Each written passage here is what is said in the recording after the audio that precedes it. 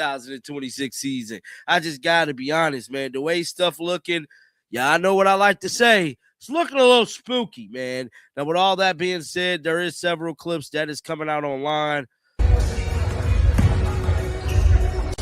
Clark warming up here, and she looked good, man. She looked damn good. Going, can't even lie.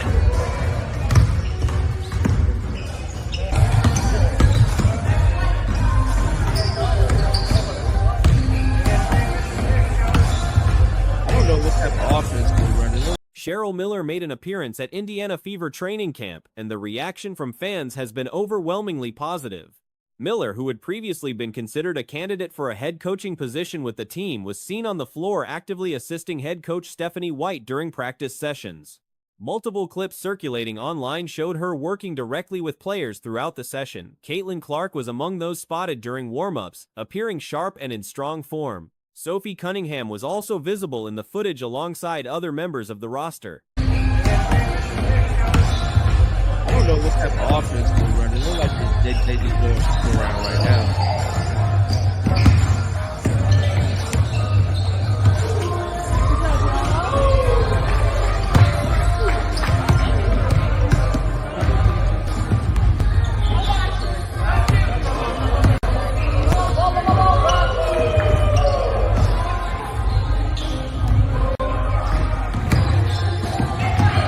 Now, this content right here is coming from Scott Agnes. The energy around camp appeared high, with the presence of a figure like Miller adding an extra layer of intensity to the proceedings. Indiana Fever Media Day also drew attention, with players going through photo sessions and sharing their excitement about the start of a new season. Several players described the atmosphere as light and enjoyable, with teammates showing up polished and the overall mood being one of enthusiasm heading into camp. One significant piece of news surrounding the Fever is their television schedule for the upcoming season. The team is set to have 44 nationally televised games, more than any other franchise, meaning every game will be broadcast on major networks. Now, this content right here is coming from Scott Agnes, another clip from Cheryl Miller, Sophie Cunningham. Definitely, I look like she might be leaving now.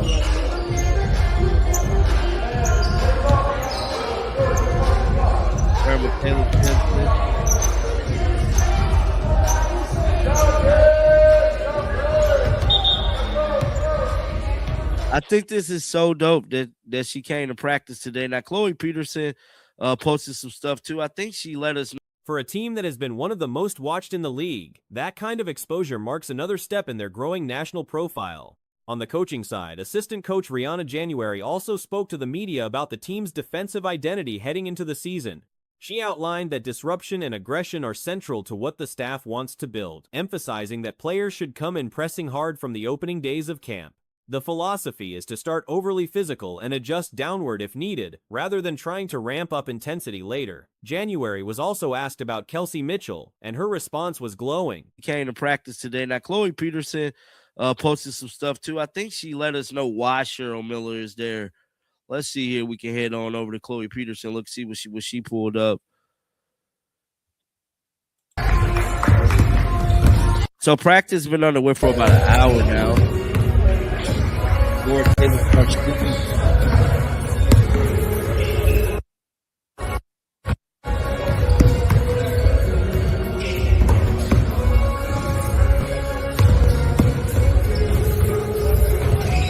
She described Mitchell as the definition of a professional, someone who has remained consistent regardless of how a season has gone, continued to be a strong presence in the community, and carried herself as a true leader within the organization over multiple years.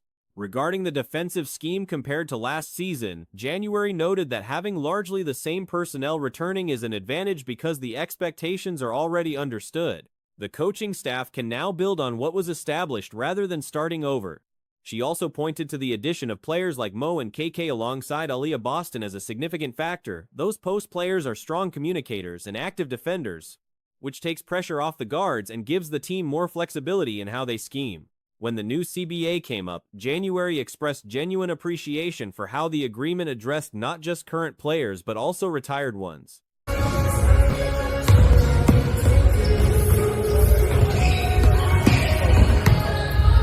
It will look really, really, really good this year.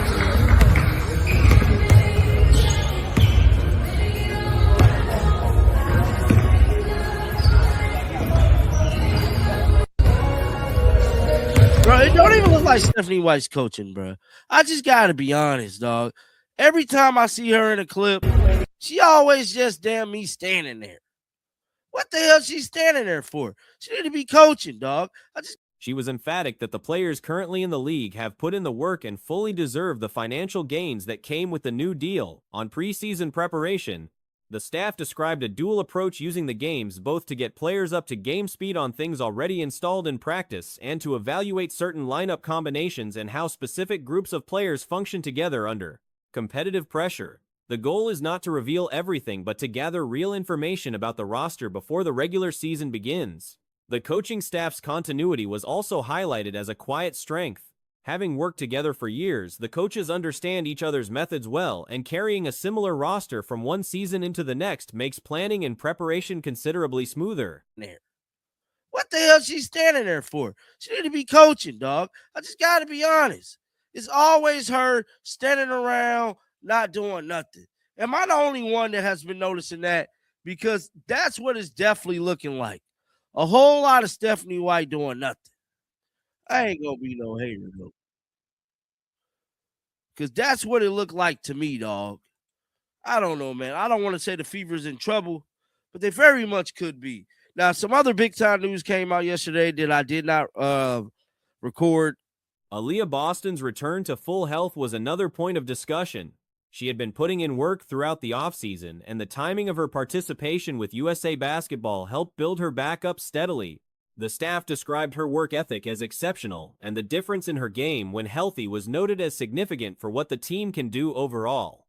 Rookie Raven Johnson also came up in conversation, with January singling out her defensive instincts as a standout quality. Johnson was described as physically capable of creating real disruption, smart in how she reads situations, and quick to absorb and apply new information from day to day during camp. Some other big-time news came out yesterday that I did not record.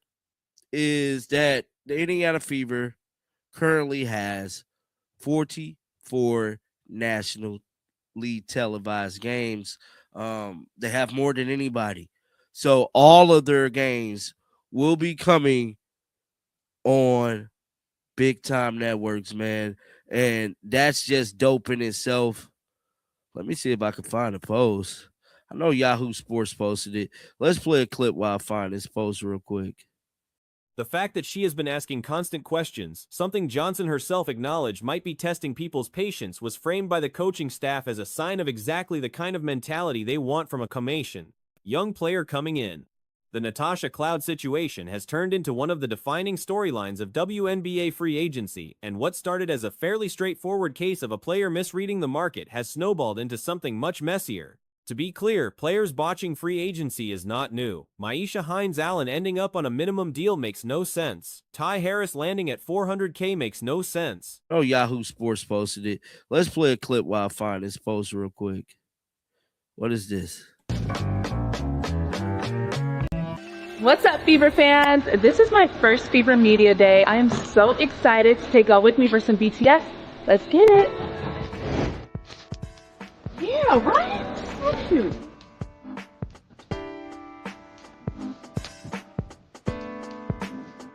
So we're at the photo station. My favorite station. We're about to take some photos. Kennedy Carter on a minimum makes no sense. These things happen, but the Cloud situation has its own specific shape, and it's pretty readable when you lay it out. Everything points to Cloud having one destination in mind, staying with the New York Liberty. That was apparent from how she was talking publicly throughout the offseason. With the New York Liberty, that was very clear. You could hear from what she was saying.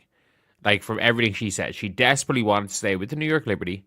The New York Liberty GM came out in October and basically said, we don't want her back. Or at least we don't want her back as a starter.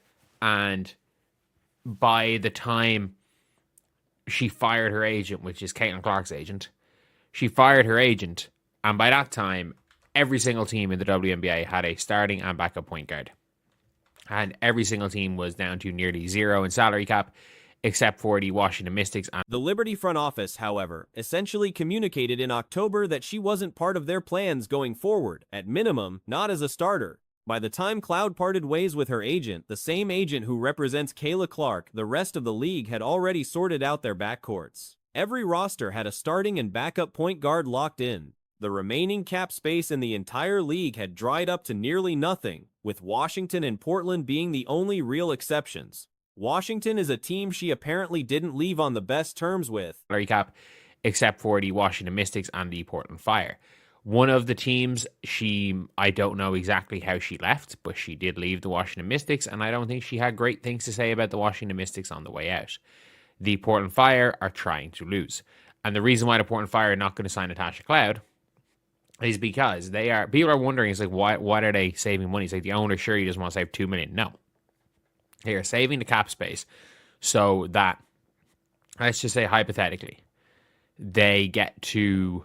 Portland, meanwhile, is deliberately staying light on payroll, not out of frugality for its own sake, but as a strategic move. The thinking goes something like this. If a team like Dallas hits the trade deadline sitting slightly above 500, with underperforming contracts dragging them down, Portland swoops in and absorbs those deals in exchange for draft picks and future assets. It's the same framework Oklahoma City used to stockpile their war chest, take on the bad money, collect the attached compensation, build from there. The Portland Fire can theoretically run that play multiple times given their available cap room. Say hypothetically, they get to the Dallas Wings. This is just an example. The Dallas Wings get to the trade deadline and they are 3 games above 500. And Jess Shepard is stinking it up while Wakuya is taking a starting spot. This is where Portland come in. The Dallas Wings are like, okay, our picks aren't going to be worth anything in the first round. And Dallas goes, Portland, we will give you... Signing Cloud doesn't fit that strategy at all. What's made this a bigger conversation than it probably should be is that a prominent figure, someone widely regarded as being in their position more through connections than merit, put out a video suggesting Cloud's eviction stages. Political views, specifically her pro-Palestine stance, are the reason she remains unsigned, the implication being that she's been pushed out of the league. JJQ and our 2028 first-round pick, and Jess Shepard for a third-round pick. So basically, you're getting 2 assets just to take a bad contract. And the Toronto Tempo, South Toronto Tempo, they have no money. The Portland Fire can do that 3 times. They can take $3 million worth of bad contracts and get assets. That's how the Oklahoma City Thunder did it. Like so many of their assets. Obviously, they flip picks and tournaments. Cloud was openly vocal about Palestine during the 2024-25 season. That same season, the New York Liberty gave up 2 first-round picks to acquire her, one being Nellen Glover, along with Anissa Amore. Teams don't surrender that kind of capital for players they find politically inconvenient. She had a strong opening stretch of that season, genuinely good basketball for roughly the first month. Like so many of their assets. Obviously, they flip picks and turn them into more picks and picks and picks. But they took on a lot of bad contracts and got a lot of assets out of it. When it comes down to it, though, for Natasha Cloud, this has become a bigger deal because in a quite dangerous precedent that's being set, a Nepo baby, who I'm not going to mention, has basically called Natasha Cloud one of the best players in the WNBA. Like, what are we talking about? But she declined sharply as the year went on, and the playoffs were rough, solid in Game 1, poor in Games 2 and 3. She's 34. Her defensive output toward the end of last season was noticeably down from where it had been in prior years. She's almost certainly in the final stretch of her playing career, not somewhere in the middle of it. Natasha Cloud, one of the best players in the WNBA. Like, what are we talking about? What are we talking about? She is a 34? She's 34 years old. Her defense by the end of last season was significantly worse than it's been recently. And she's not even on the back 9 of her career. She was probably in the last 2 years of her career. She was clearly looking for a lot of money and then try to make it that, I'm not signed. There are also specific situations that haven't helped. She publicly suggested that arena rental revenue should count toward WNBA earnings, a position that didn't go over well with ownership circles.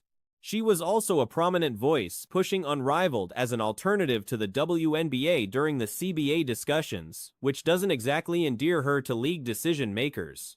Stripped down to the core, the math is simple. Try to make it that, oh, I'm not signed because I'm outspoken. I mean, like, she's pissed off. I've said this again. She's pissed off a quarter of the league. A quarter of the league can't afford her. She doesn't want to go to a quarter of the league. And a quarter of the league don't want her. Like, it is as simple as that. Like, she's pissed off the Sun. She's pissed off every single team. And by the way, she's been on 4 teams in the last 4 years. And she didn't piss off the Liberty. Liberty just don't want her. Roughly a quarter of the league has been alienated by things she said or done. Another quarter genuinely cannot fit her financially. A third group has no interest in her regardless. She has burned relationships at 3 of her last 4 stops. They just don't want her. Like, she's pissed off 3 of the last 4 teams she's been on. Kind of burned the bridges. But obviously, the Nepo baby made a video that is going viral, stating that the reason why Natasha Cloud is not on a team is because of her pro-Palestine stance, which is a wild accusation to make. Or I'm not, at least she heavily implies it. The Liberty, the one team she actually wanted, moved on from her. If Cloud were willing to accept a minimum contract in a backup role, she would almost certainly be rostered right now. There would be a team for her at that price. The reason she isn't signed is most likely that she believes her value, both in terms of role and salary, is higher than what the market is currently offering.